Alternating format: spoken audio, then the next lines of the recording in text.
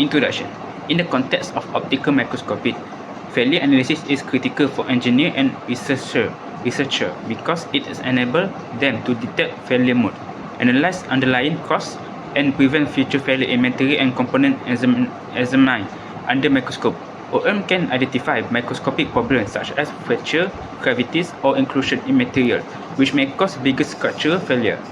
This extensive inspection aids in determining the specific cause of a material failure, whether owing to inherent material qualities, design defect, or manufacturing procedure.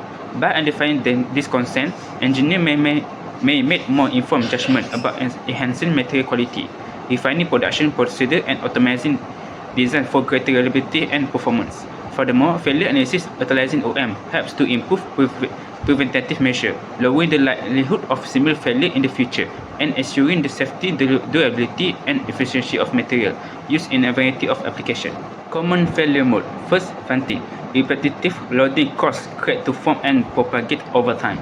For instance, in aerospace, OM identifies faulting fracture in aircraft wings, where progressive crack may lead to catastrophic failure. Second, fracture. Sudden, overwhelming stress results in material breakage. OM study fracture surface, revealing brittle or ductile fracture pattern. In automotive, fracture engine component helps determine overload or material issue. Third, corrosion. Chemical reaction cause material degradation, especially in metals. OM detect early signs in pitting. In maritime engineering, OM inspect ship hull for corrosion, pits leading to structural breakdown. Fourth, wear. Friction and mechanical interaction cause surface degradation. OM analyze wear pattern, aiding in early detection in machinery like bearing and gear, preventing breakdown. And the last one, creep. Continual stress and high temperature leads to material deformation. OM investigate microstructure change such as turbine blade and deformation in power plants, aiding in scheduling replacement. Describe different material testing techniques used for failure analysis. How do they help identify failure mechanism?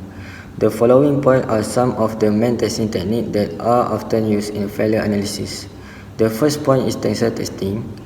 Tensor testing can help to identify the mechanical property of materials such as strength, elasticity, and ductility. Failure in tensor testing can indicate weakness in the microstructure of the material or non-uniformity in the production. The second point is impact testing. This testing can measure the toughness of the material and its ability to absorb energy before breaking.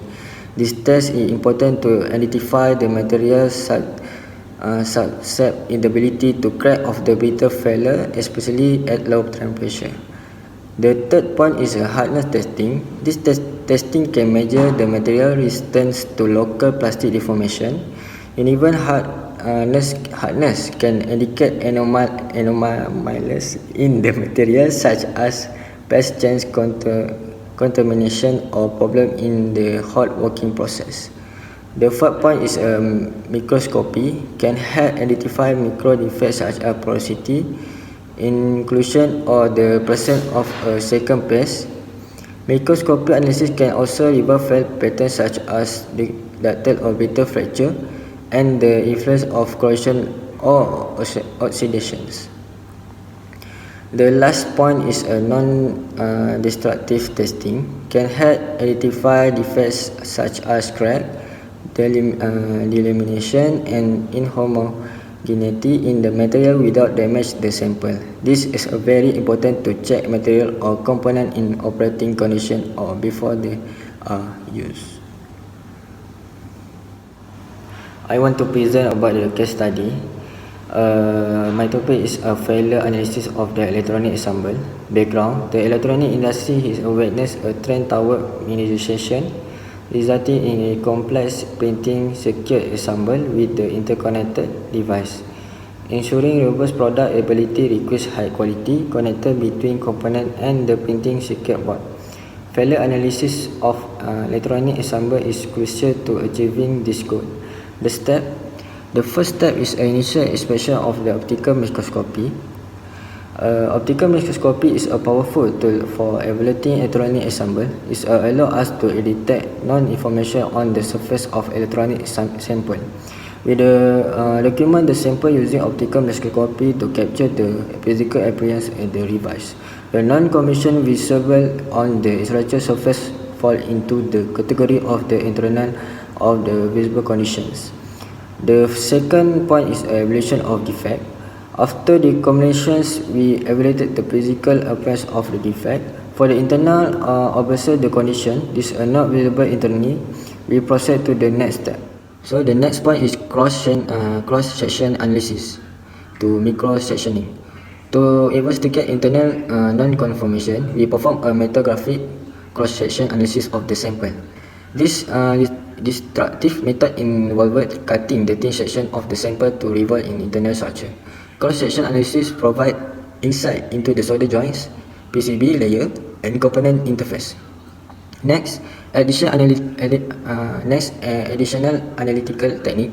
For the transformation infrared microscopy help identify surface failure and non-conformations. Scanning electron microscopy with energy dispersive spectrometry provide elemental computation data. FTIR and SEM enhance our understanding of failure machines. So last one is case examples. Radiant tube in an ethylene furnace. Radiant tube in an ethylene furnace fell due to excessively high temperature during service. Optical microscopy, SEM, EDS analysis and micro hardness testing revealed signal in the some tubes.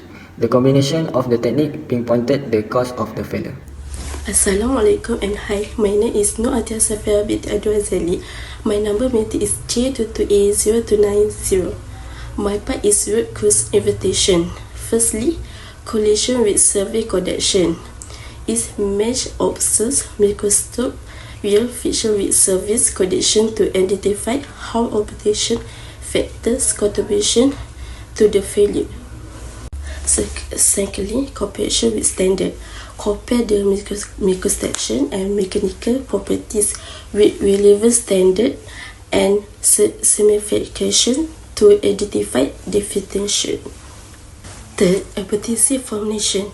Develop hypothesis based on the official evidence. Consider all possible failures, modes, and using process of elimination to narrow down the root cause. Last, verification and testing. Conduct international tests if necessary, such as hardness testing, scanning electron microscopy (SEM), energy density X-ray, spectroscope ADS or TESA testing to verify the hypothesis. Next, preventive measures. First, regular inspection and monitoring.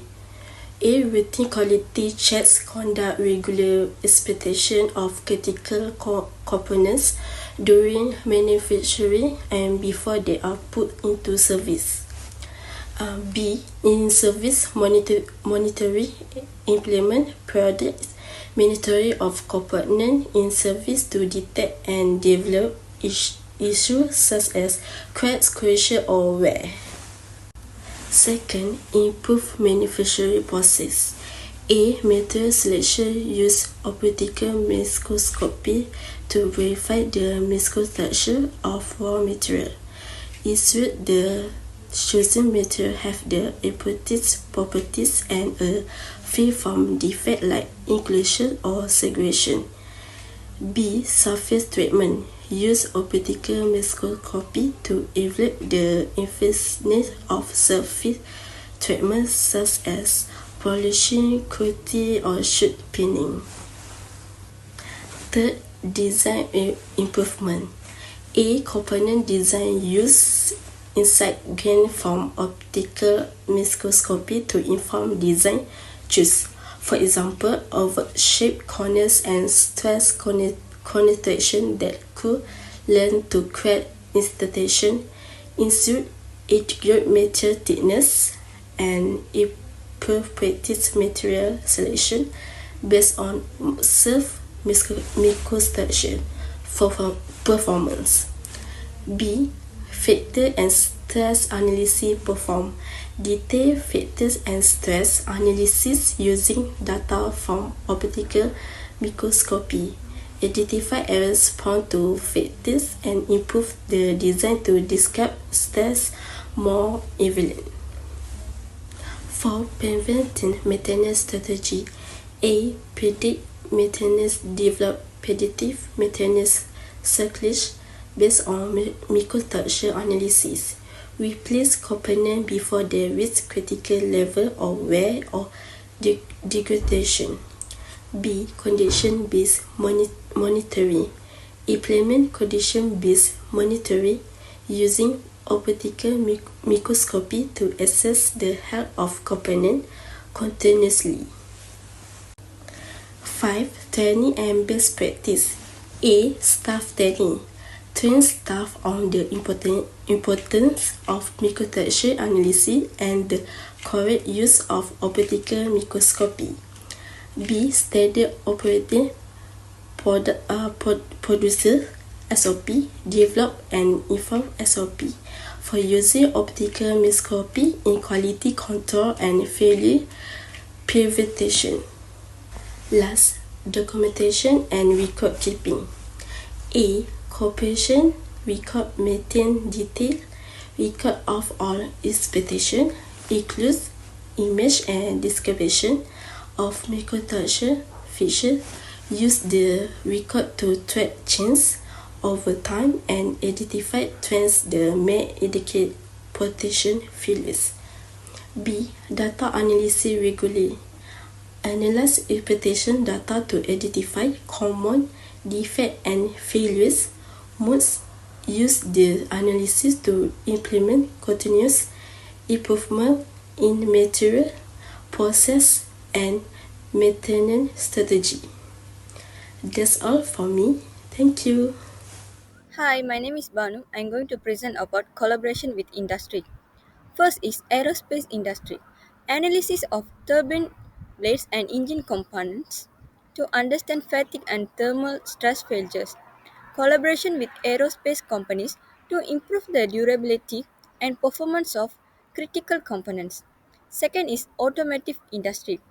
Examination of components such as bearings, gears, and the engine parts to investigate wear and fracture failures. Working with automotive manufacturers to enhance material properties. Third is electronic industry. Failure analysis of microelectronic devices to identify issues like solder joint failures and interconnect defects.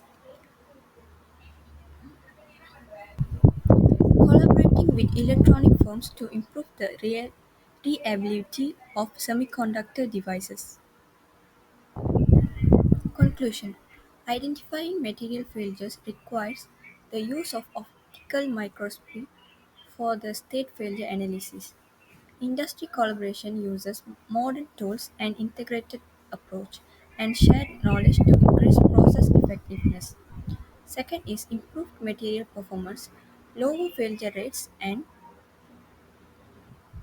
the creation of novel solutions targeted to particular industrial requirements are the results of this combination. Thank you.